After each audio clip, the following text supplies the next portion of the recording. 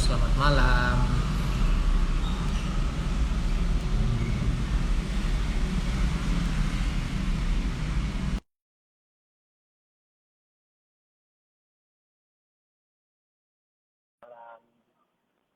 Penonton saya ya. Gimana nih supaya ada musiknya?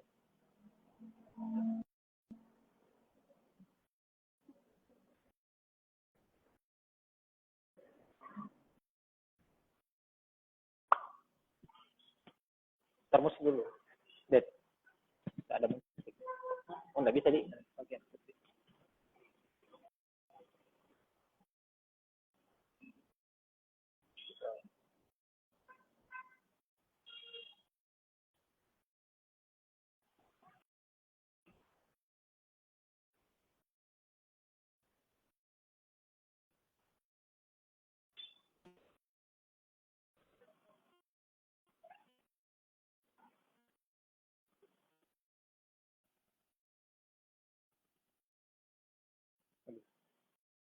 Tidak dapat bergabung Kak, tunggu dulu Kak, saya undang balik.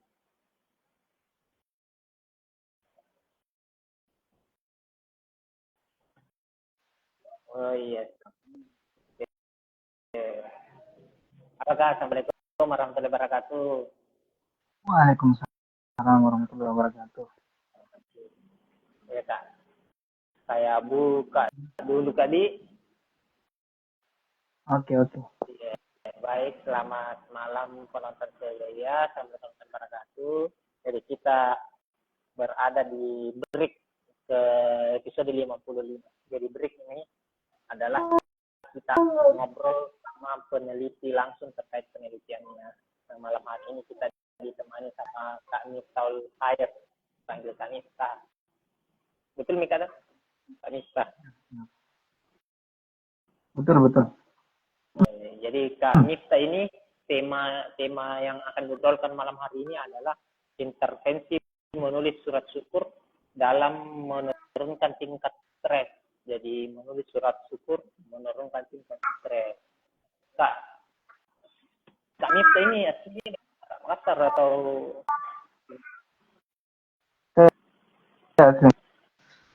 Alhamdulillah Makassar. asli Makassar sih. Iya. Sekedar informasi teman-teman saya, Kak Miftah ini alumni psikologi UNM Enggak berfungsi. 2012. Betul nggak tadi? Iya betul. Apa aktivitas sekarang Kak? Aktivitas sekarang itu lanjut studi di UNMJ lagi. Oh di UNM, Untuk sekarang ambilnya apa Kak? Psikologi atau lain? psikologi. Oh, psikologi. Iya. Psikologi. Tapi kita masuk Hah? tahun. Saya masuk tahun ini, baru tahun ini masuk. Oh tahun ini. Rencana mau ambil konsentrasi apa Kak? Saya rencananya kemarin mau ambil bidang pendidikan, cuma pas waktu saya mendaftar itu tidak ada bidang pendidikan, pendidikan toh. Iya. Jadi saya masuk ini PIO. Pio. Berarti kalau sekarang Pio saja sekarang atau ada yang lain? Tahun nanti kalau pembukaan penerimaan mahasiswa baru lagi, dia buka khusus pendidikan lagi. Jadi selang-selingki Gantian. pendidikan PIO. Kalau tahun Bagus ini juga sih. PIO, tahun depan baru pendidikan lagi dibuka. Begitu sistemnya. Berarti ini pembukaannya per tahun atau per semester Kak? Per tahun kayaknya. Per tahun. Kak ini sekarang agendanya belajar. Agendanya belajar. Apakah ada terkait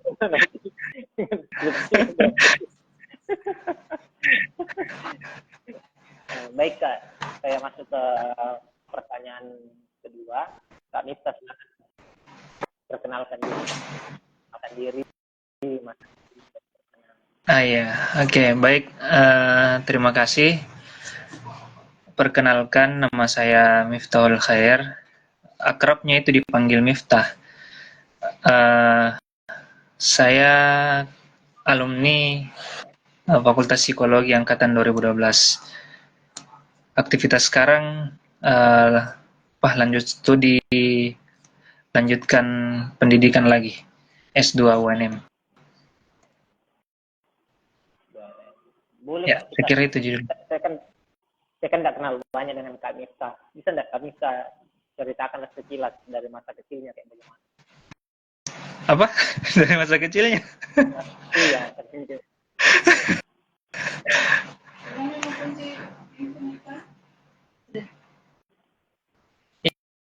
Ya, sudah. Uh, saya nggak tahu mau mulai dari mana ini kalau ditanya. Mungkin SMP. Karena saya sorry Kak, saya curiganya kakak ini alumni pesantren, makanya temanya santri. Iya, Tapi betul. Salah satu sebabnya itu saya pilih di pesantren karena saya alumni pesantren. Jadi saya kemarin sekolah di pesantren tahun berapa itu saya lupa. Jadi 3 tahun SMP di pesantren, sekarang lanjut lagi SMA-nya di pesantren lagi. Setelah itu baru masuk psikologi. Iya. Pernah aja juga rasakan bagaimana sekolah umum sih, tapi 2 minggu aja. Nggak tahan apa? Belum bisa menyesuaikan toh, jadi kembali lagi ke pesantren. Oh, iya. Pesantrennya di mana? Di Makassar atau di luar Makassar? Di Makassar, di Darul Arkam Gombara. Dia hampir jalan menuju Maros. Iya. Di samping tol.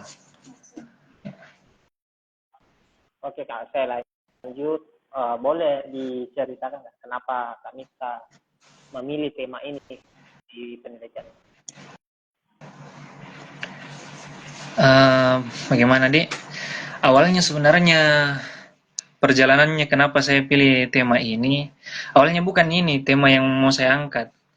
Jadi awalnya itu saya mau meneliti tentang helplessness. Jadi helplessness itu variabel learning helplessness itu belajar ketidakberdayaan. Jadi kalau saya lihat fokus utama dari variabelnya ini akan susah kan nanti mencari subjeknya karena susah dapat orang yang helplessness, yang merasa tidak berdaya. Toh mungkin kalau mau cari kuantitasnya tidak begitu banyak, tapi kalau mau lagi cari kualitasnya atau kualinya toh itu juga akan susah didapatkan. Bagaimana caranya didapatkan ini orang, masa ditanya satu-satu ki. Nah, jadi saya ubah penelitiannya jadi expressive writing. Nah, kebetulan waktu saya di tahun-tahun saya kerjakan skripsi itu banyak yang bahas tentang expressive writing. Jadi expressive writing saya baca-baca, kira-kira kalau saya kaitkan dengan kebersyukuran ini ada kaitannya tidak? Saya searching-searching, cari-cari referensi tentang apa keterkaitan kebersyukuran sama menulis ini. Ternyata pas saya buka YouTube ada channel yang namanya itu Soul Pancake toh, dia bahas tentang the science of gratitude, bagaimana sense-nya itu kebersyukuran. Nah, di situ dia ada partisipan, dia suruh membaca surat, dia tujukan ke orang yang spesial bagi dia.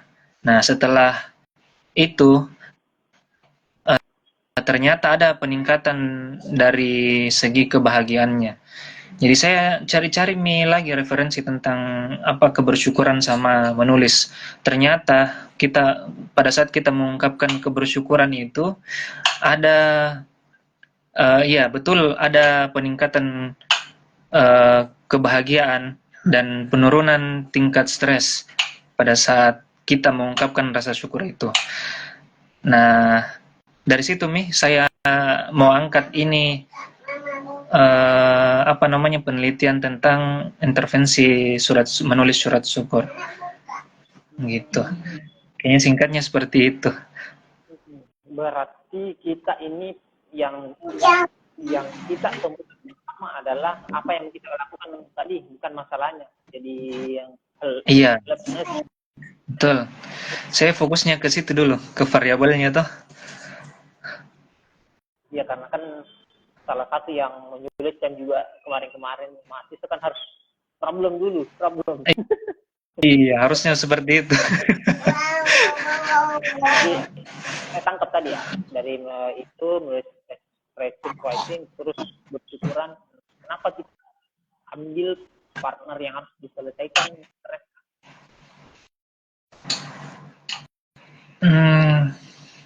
Gimana, Di? Saya juga sebenarnya waktu itu cari variabel yang eh, yang bisa ada keterkaitannya sama agama. Makanya saya ambil kebersyukuran supaya ada nilai-nilai spiritualnya di dalam penelitianku. Makanya saya ambil kebersyukuran.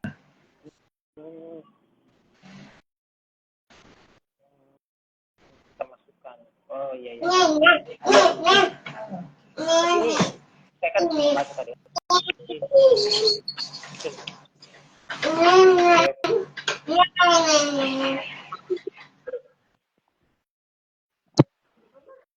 Kenapa?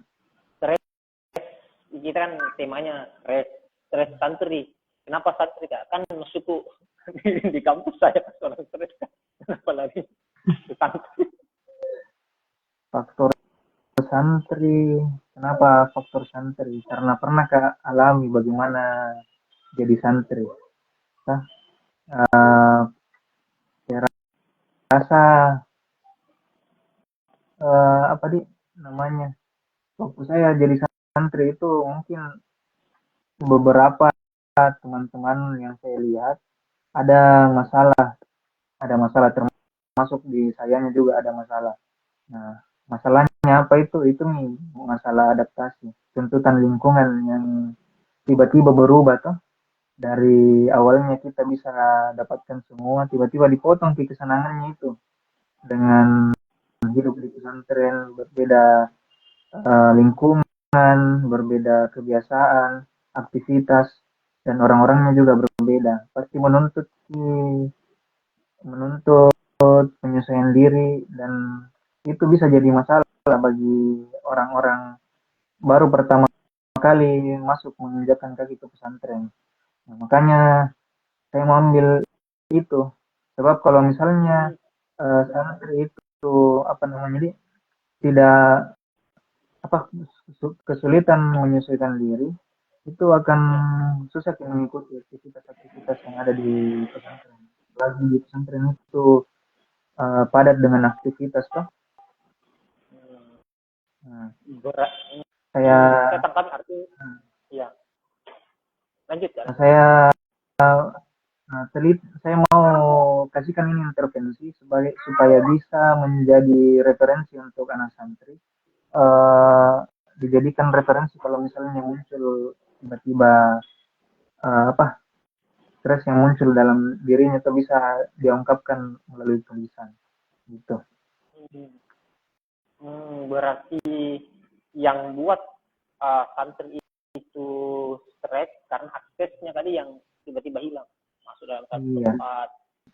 Nah, kalau dari yang pernah saya dapat waktu saya turun kemarin waktu meneliti itu memang kebanyakan seperti itu, terputus kesenangannya tuh apa yang kemarin yang dia dapat di rumah itu tiba-tiba putus tiba-tiba hidup dengan aktivitas yang padat dengan orang yang berbeda itu semua nih yang bikin jadi stres butuh menyesuaikan diri. Iya, iya. Oke kak. Saya mau tahu ini stres, apa itu stres? Kalau singkatnya itu stres, eh, tuntutan tuntutan apa, respon tubuh tak terhadap tuntutan dari lingkungan. Jadi kalau misalnya ada tuntutan yang kita dapatkan dari lingkungan itu kita bisa menjadi stres. Kan stres itu yang kita tahu ada dua toh. Nah, ada distress sama eustress. Nah, bagi orang yang tidak bisa menangani stresnya itu bisa menjadi distress bagi dia. Tapi kalau orang yang eustress, dia bisa menjadikan stres ini sebagai apa, challenge untuk dia untuk bisa melewati. Oh, kayak berpaham itu nggak? Stres itu kemampuan kita untuk tuntutan lingkungan.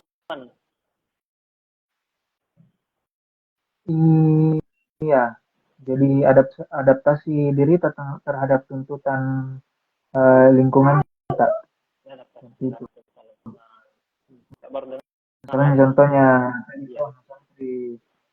tiba-tiba berubah berubah tuntutan lingkungannya, tiba-tiba berubah tuntutan lingkungannya.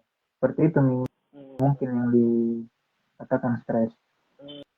Berarti kalau dia tidak mampu beradaptasi, jadinya distress. Iya, kalau dia tidak mampu beradaptasi jadinya distress. Kalau dia mampu beradaptasi jadinya eustress. Distress.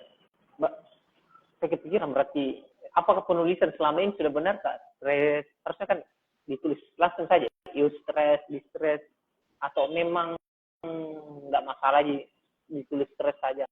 Misalnya saya stres, asma stres, atau harus asmar distress, asmar eustress. Uh, Sebenarnya tidak ada di masalah.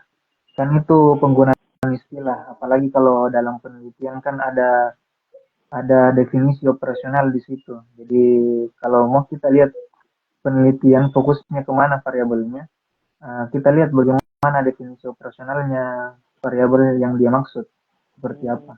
Sama uh, saya kemarin. Jadi ada sebenarnya pengertiannya stres, tapi kalau masuk di penelitian tak lagi itu harus dispesifikkan stres yang seperti apa, harus dioperasionalkan seperti apa itu stres yang kita maksud dalam penelitian tak. Jadi tidak masalah sih kalau tidak pakai stres dan stres masalah istilah gitu. Iya, iya, iya.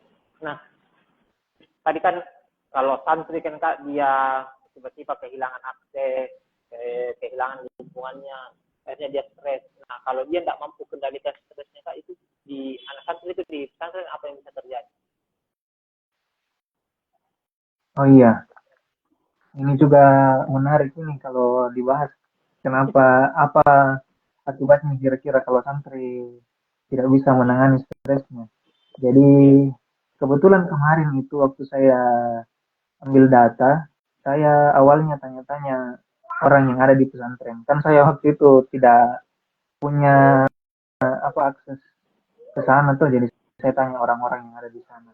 Jadi saya tanya orang poliknya.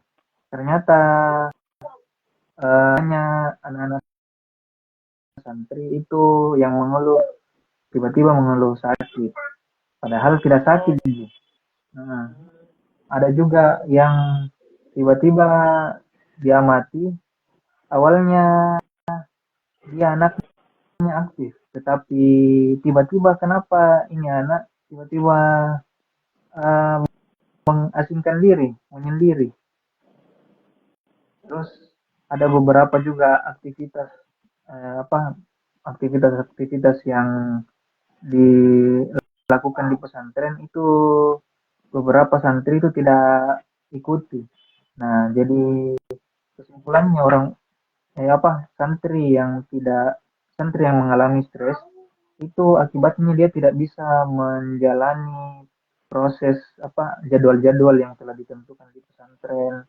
Jadi dia mengasingkan diri menjauh dari teman-temannya.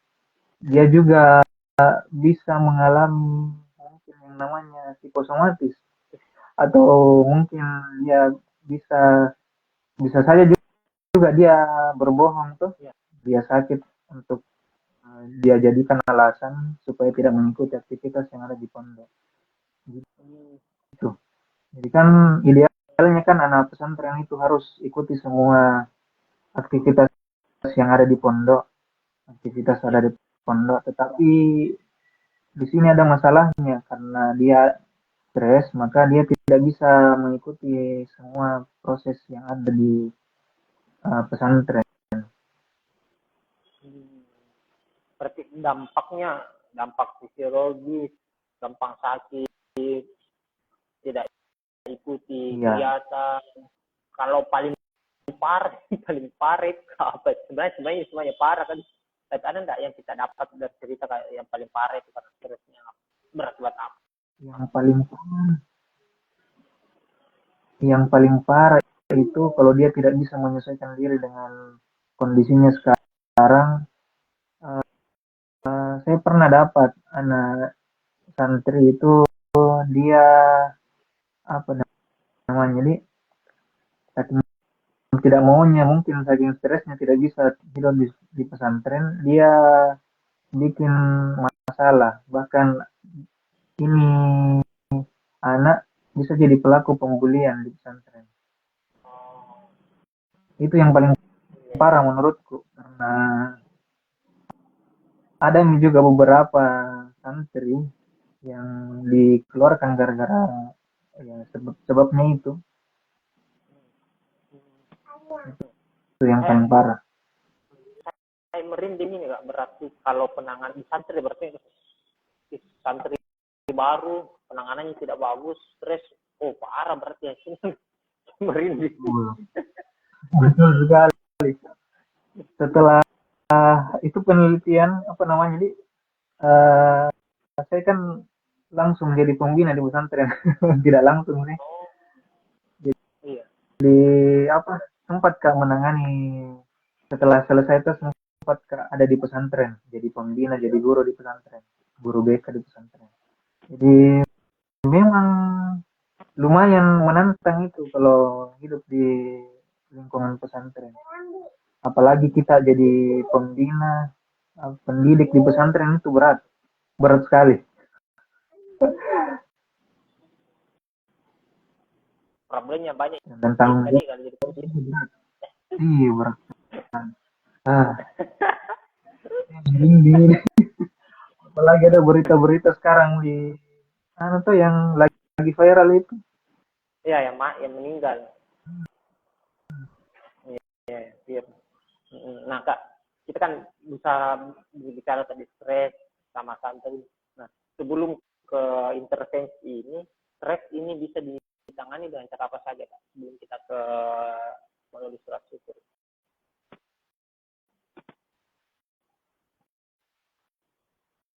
Ah, sebenarnya banyak sekali gitu intervensi yang bisa kita lakukan untuk menurunkan stres. Jadi kalau di dalam teorinya stres itu sendiri itu ada dua. Yang pertama ada fokus, apa namanya itu, fokus ke masalahnya sama fokus ke emosi tak. Nah, jadi dua itu penanganan, dua dua itu menurut teori. Jadi kalau misalnya kita fokus ke masalah, ini masalah coping, ini coping stres. Jadi coping ke masalahnya atau coping ke emosi tak. Nah, kalau misalnya coping ke eh, apa namanya masalah, dia berusaha untuk selesaikan itu masalah supaya masalahnya tidak kalau misalnya dia hadapi, dia bisa lalui lagi. Nah, kalau misalnya dia fokus ke emosinya, eh, ketika masalahnya itu muncul, emosinya pasti akan muncul lagi. Hah? Jadi Iya. harus lagi kondisikan dirinya. Gitu. Kalau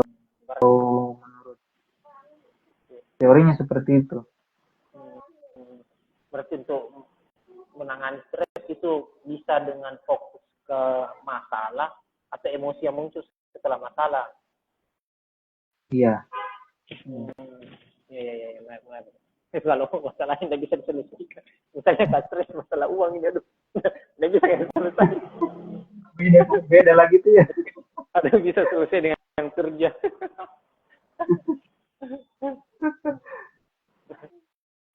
Nah itu kan penonton saya tadi Kak Nisa ini dia berangkat dari intervensinya terlebih dahulu kan Kak, intervensi kita dulu ya tertarik pakai ini, kemudian dipakaikan di stres. Nah, Kak bisa dijelaskan Kak bagaimana metode yang kita lakukan ini, apakah menulisnya hanya satu kali atau bagaimana? Gimana?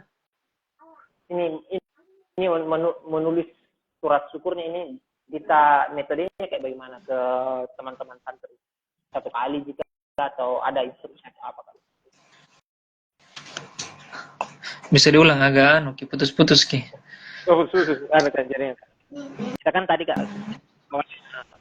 meneliti ini karena pertama berangkatnya dari intervensi, menulis surat syukur, kemudian partnya adalah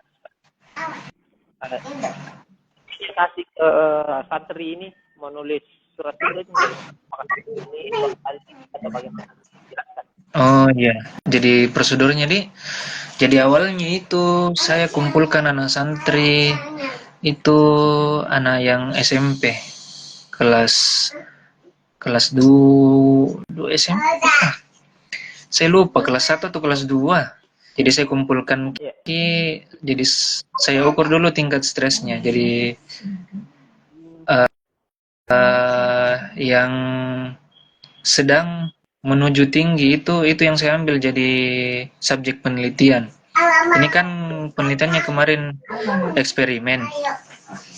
Jadi ada kelompok kontrol sama ada kelompok eksperimen. Jadi setelah itu saya kasihkan intervensi ini anak-anak. Intervensinya itu menulis, saya kasihkan instruksi itu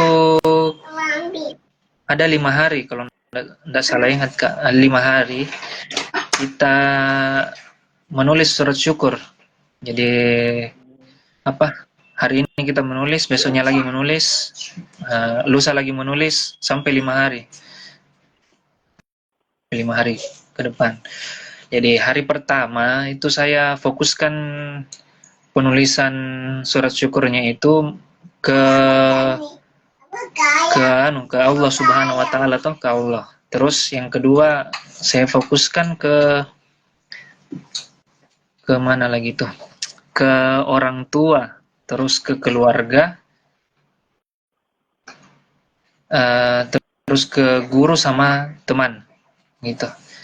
Jadi selama 5 hari itu, hari pertama dia menulis untuk dia berterima kasih, bersyukur ke Allah Subhanahu wa taala. Terus yang kedua, hari kedua dia bersyukur, berterima kasih, menulis surat syukur untuk orang tuanya.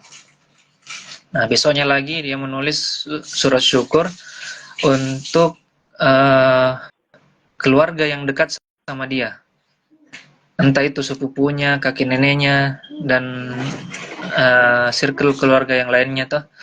Nah, yang keempat itu fokus ke gurunya, guru-gurunya. Yang hari kelima itu fokus ke teman-temannya. Jadi tujuan saya kenapa kasih berbeda ini tiap hari supaya dia bisa ini kan semacam role play untuk bisa nanti terapkan kalau dia mengalami stres. Jadi kalau misalnya dia mengalami stres sama orang tertentu, dia bisa gunakan itu intervensi.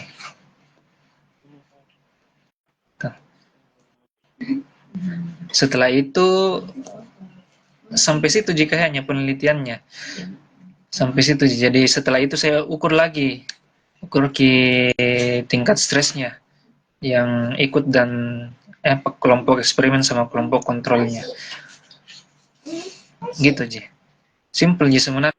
Sekarang kepala aku terjawab. Tadi saya pikir bagaimana caranya ini istri kita suruh tulis surat syukur terus bersyukur apa? Oh, berarti dan tadi hanya Tuhan, orang tua, Heeh. keluarga, akan masuk di kepala.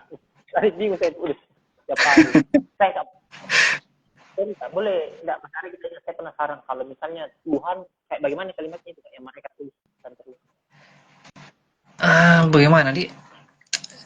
Kalau penulisan suratnya itu tidak ada ji ketentuan harus pakai kalimat seperti apa, bahasa bahasa apa, tidak ada ji. Jadi kan ini berangkat dari expressive writing. Ekspresi kan bagaimana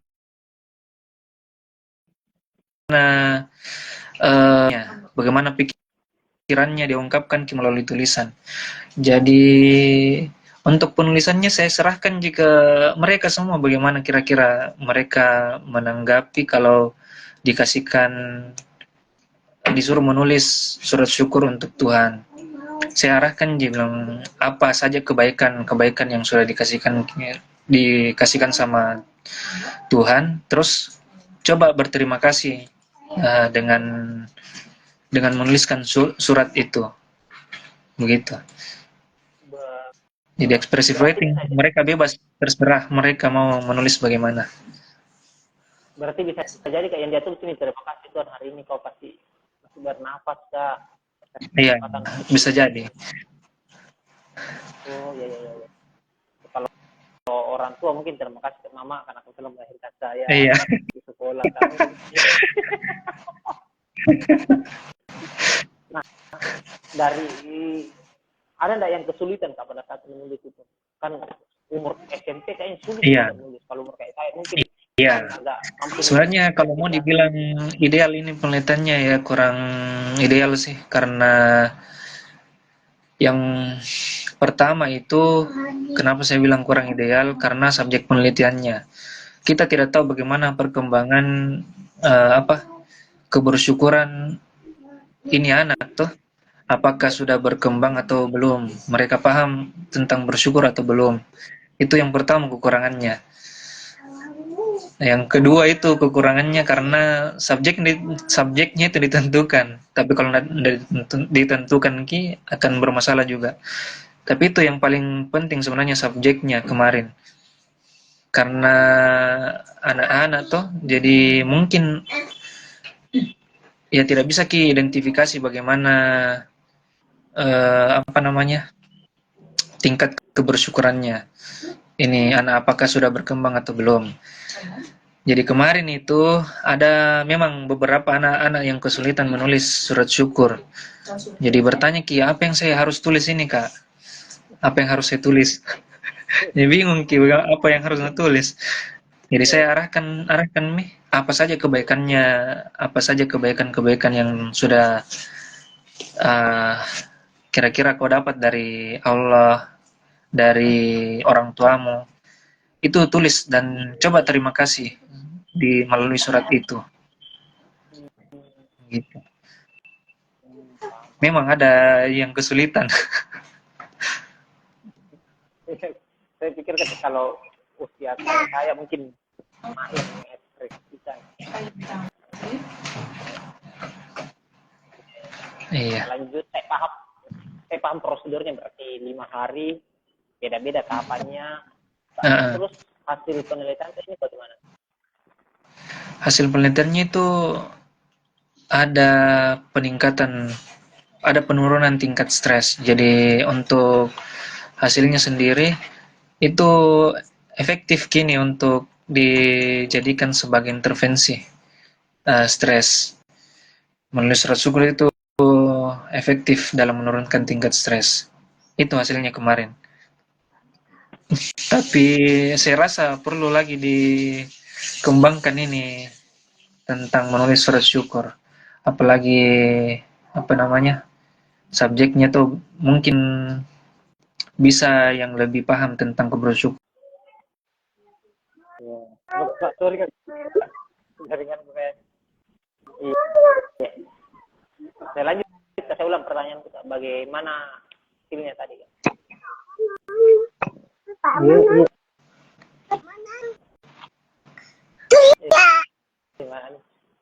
Mana Iya, tangan? anak kenapa gila ya?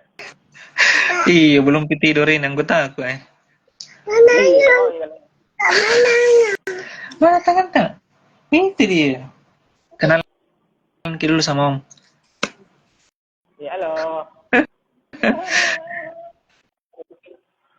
Nih, nih. Tuh, halo Om. Halo.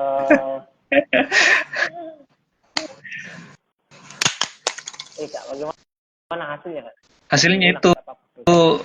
eh, dari hasil uji hipotesisnya itu intervensi menulis surat syukur ini efektif untuk menurunkan tingkat stres walaupun tidak signifikan sih, tapi ada pengaruhnya menulis surat syukur terhadap penurunan tingkat stres. Jadi kalau misalnya ada peneliti selanjutnya yang mau meneliti tentang apa namanya surat syukur ini, saya sarankan untuk dipilih subjek yang betul-betul paham tentang bersyukur bagaimana. Bisa bisa mungkin dikasihkan dulu skala untuk tahu bagaimana pemahamannya tentang tingkat stres toh. Tentang kebersyukuran. Uh, itu aja saranku kalau misalnya ada yang mau meneliti tentang surat syukur. Oke, tadi perspektif. Kak, ini kita berapa lama? Berapa lama nih? Biasanya satu. Kayaknya lebih. Lebih, waduh. Tidak, cepat Ji. Cari apa namanya, Dik? Cari masalah itu yang susah sebenarnya.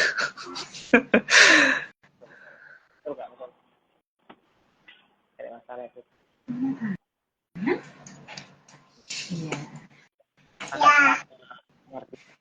Pengerjaan penelitian. Ini ada posisi down pengerjaannya. Mana yang itu cerita di kami. Ada masa-masa sulitnya. Residensi. Sebenarnya itu masalahnya itu ada sama diri Taji sendiri.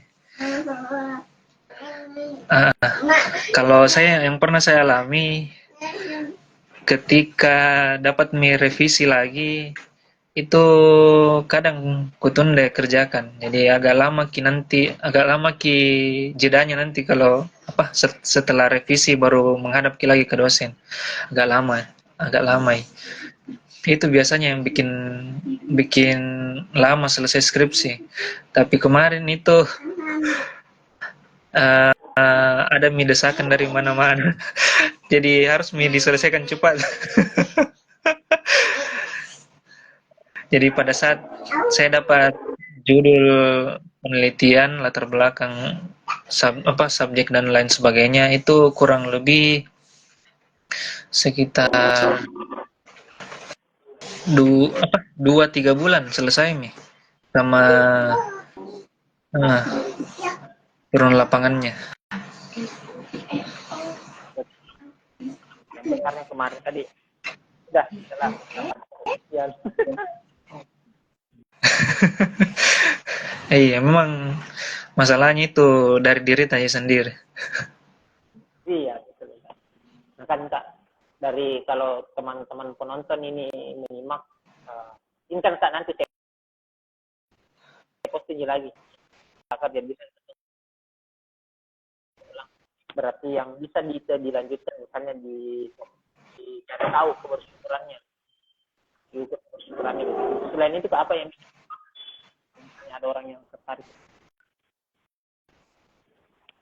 Kenapa agak apa yang bisa kalau ada yang tertarik Kak, saya kan tangkap tadi bisa diperdalam di kebersyukurannya, diukur kebersyukurannya. Selain itu Kak, apa lagi yang bisa dilanjutkan?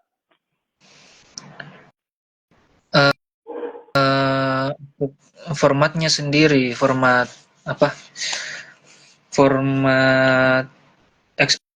eksperimennya mungkin bisa diubah. Saya rasa ada kekurangan di situ kalau misalnya itu kita menentukan subjeknya tuh, apalagi ini kan expressive writing, entah itu dibebaskan ki menulis atau bagaimana. Karena saya kemarin kutentukan ki mungkin itu juga jadi keterbatasannya tuh, karena kutentukan ki jadi tidak terlalu bebas ki mengungkapkan perasaan dan isi pikirannya itu. Tapi saya Oh pikirnya iya, tadi Kak, kemarin itu juga dibatasi. Ya, ya, Kak. agak apa yang perlu diperhatikan juga itu tempatnya. Oh, Kalau memilih subjek yang mungkin hampir sama dengan subjek penelitianku, sebaiknya cari di tempat yang agak luas. Iya, karena kalau anak santri itu apalagi selalu sama-sama tuh, biasa iya. baku colek-colek, Ya. baku ganggu-ganggu ya. Makanya mungkin itu bisa juga diperhatikan masalah yang seperti itu ya. Nanti tidak terlalu bagus di hasilnya kalau seperti itu toh. Hmm. Ini kan kalau expressive writing Kak, kalau saya tidak salah ingat sudah 3 yang pernah menjadi narasumber kita yang Hmm, ini punya Chris itu writing dia kecamatan ya, kita juga makanya saya tadi berpikir tulis surat dan menariknya karena kita batasi per hmm, harinya. iya, Kalau yang ada isinya itu Kak, bahkan sampai dianalisis Ki, dan analisis isi tulisannya. tulisannya. Hmm, Iya, makanya dia bukan malah tesis itu. Lebih ngerti dia. memang Saya kan ini. dapat Ekspresi apa namanya? Menulis surat syukur itu termasuk dalam expressive writing. nah ini pernah kita rekomendasikan ke sekolah tak? Karena ini menurutku barang yang murah, mudah dilaksanakan, enak sekali nih diterapkan. Eh, secara tidak langsung secara tidak langsung saya sudah rekomendasikan itu ke sekolah sekolah yang tempat saya meneliti, apalagi ada ada misalnya titip di situ satu skripsi tuh. Ada ini juga di situ bagaimana prosedurnya Iya benar. dan lain sebagainya. Mungkin ya itu mami perlu diperhatikan. Terus tergantung pihak sekolah mami mau mengikuti atau tidak. Kak ini kan kita kerja skripsi ini tahun kita kan angkatan 2012. Heeh. Selesainya ini skripsi di tahun 2019 berarti. Saya sebenarnya malu mengakui itu. Tapi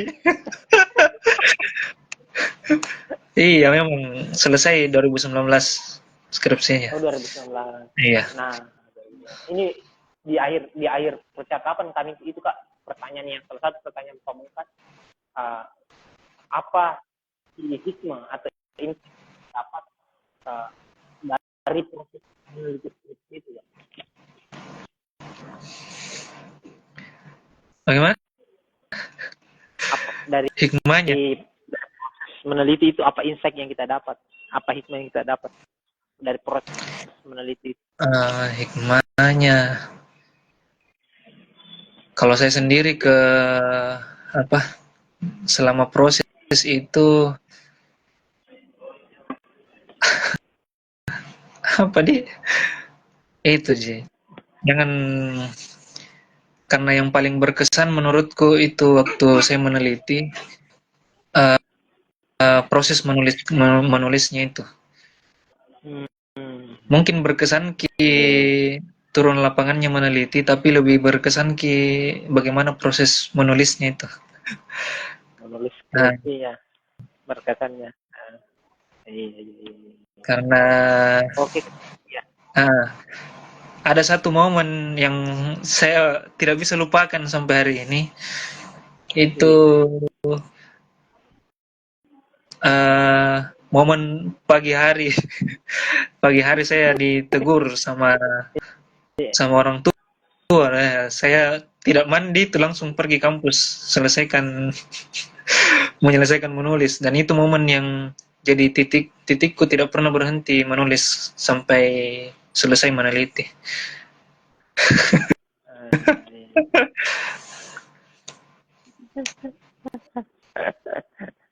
Oke Kak, iya Mbak. Terima kasih diskusinya malam ini Kak. Iya. Saya masih ya kita menuju akhir ngobrol. Ini 2 pertanyaan terakhir Kak. Apa saran Hmm. kita ke teman-teman yang sekarang sementara melakukan penelitian? Saran saya, kalau sudah mi digas satu kali, ya gas mi terus, jam mi rem-rem.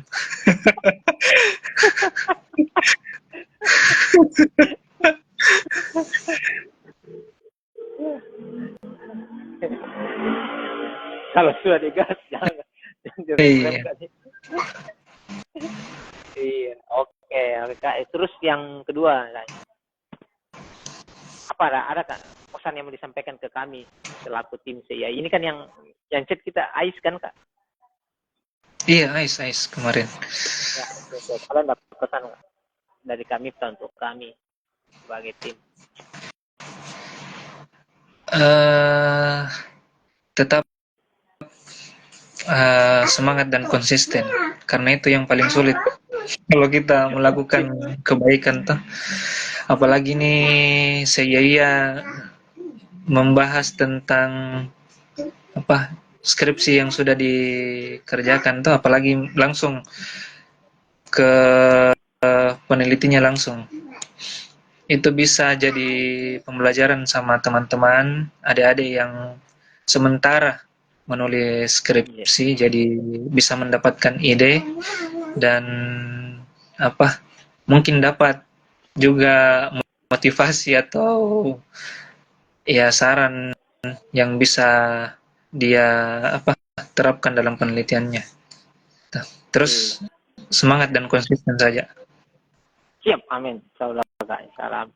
Kak, ini kan kami kan ini di post di Instagram, Iya. nanti satu persatu kami pindahkan ke YouTube. Saya butuh statementnya Kak Miftah. Misalnya kalau ada orang yang bertanya ke kami, bertanya mengenai menulis, apakah kami bisa merekomendasikan kami Miftah? Iya, bisa bisa. Bisa ya. Bisa Kak? Oke. Baik. Iya, bisa. Iya, penonton. Ya, ini statementnya Kak Miftah. Bahwa Kak Miftah siap membantu kalau ada teman-teman yang topiknya mirip sama Kak Miftah. Iya. Saya siap, insyaallah. Ada lagi Kak, mau disampaikan ngobrol kita malam hari. Itu sih kayaknya tadi. Semangat dan konsisten saja. Iya, baik. Makasih banyak Kak Miftah waktunya di Ya, siap. malam hari ini diganggu nih. Iya, mau dikasih tidur kayaknya anggota Kak. Banyak Anu, baik. berdrama berdrama hari ini anggota. Baik penonton saya ya, break episode 55 cukup sampai di sini. Terima kasih kami atas kesediaannya untuk ngobrol Ya, dengan kami, membahas skripsinya. Semoga kita punya ruang di kemudian hari untuk ngobrol kembali. Penonton saya ya, sampai jumpa di break episode 56. Dadah, wassalamualaikum warahmatullahi wabarakatuh. Waalaikumsalam warahmatullahi wabarakatuh. Terima kasih saya ya. Siap Kak, iya, siap. Saya tutup Kak. Siap.